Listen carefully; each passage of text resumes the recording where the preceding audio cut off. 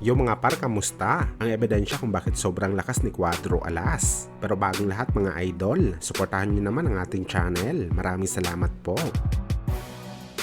So matapos nga po ang unang sparring session ng Angas ng Pinas, General Casimero, kalaban mismo ang mga kababayan iugunin ng mga Japanese boxing prospect. Kung saan mga idol, maraming mga Pinoy fans ang nagsabi na medyo kulang daw mga idol ang bilis at stamina ni Cuadro Alas na naging sparring nito. Dahil ilang rounds pa lamang sa bakbakan, hiningal na kaagad ito sa ibabaw ng lona. Bagamat naging iba naman po dito mga idol ang pananaw ng mga Hapones na nakapalitan ng suntok ni Casimero. Kung saan ayon sa kanilang interview mga idol na makikita natin sa YouTube channel ng A-Sign Boxing, base sa kanilang experience sa laban kay Alas, masasabi daw nila mga idol na hindi pang karaniwan ang lakas na meron ng tubong urmok sa kanyang kamao. First time daw nila mga idol makaranas na makalaban ang tunay na malakas na fighter. Hinahalin tulad nila ang lakas ni Cuadro Alas sa pang heavyweight division.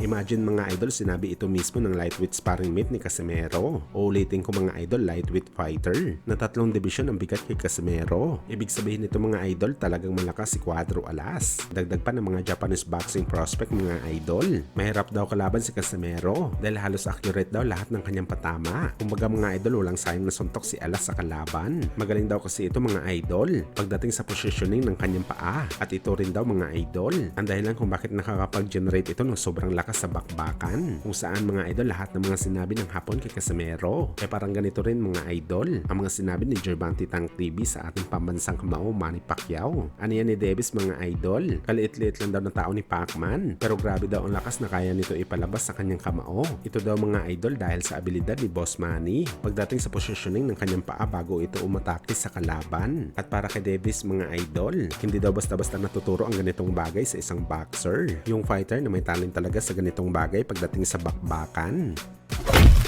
Sa kabilang banda naman mga idol, British boxing superstar na si Conor Benn may laban sa linggo. Kung saan balik-bakbakan nga po si Conor Benn kalaban si Rodolfo Orozco ng Mexico. Matapos ang halos 2 taon na pamamahinga nito sa aksyon, matapos magpositibo sa feds. At ayon sa promoter nito na si Ed Hearn mga idol, matapos daw ang laban ni Conor Benn, diretso kaagad ito sa laban niya kay Chris Eubank Jr. na posible gaganapin sa Dubai. Bagamat maraming mga boxing fans ang nagbatiko sa fight plan ni Conor Benn mga idol, at karamihan sa nagsasabi unfair daw ang ginawa ng kampo ni Ben sa mga boxer na hindi gumagamit ng feds, at mismo sa mga boxer na gumagamit sa bawal na gamot. Paano daw makakalaban si Conor Benn kung hindi pa siya absuelto sa kaso nito na isang feds user? At ginawang example nga dito mga idol ang dating pinagapang ni Casimero na si Sulani Tete, kung saan positibo din ito sa feds pero hinatulan ng 4 years na ban sa boxing. Samantala si Conor Benn na ban pero nakakalaban pa rin, not knowing daw mga idol na 2 beses ito nagpositibo sa B sample. Si Tete 1 beses lamang.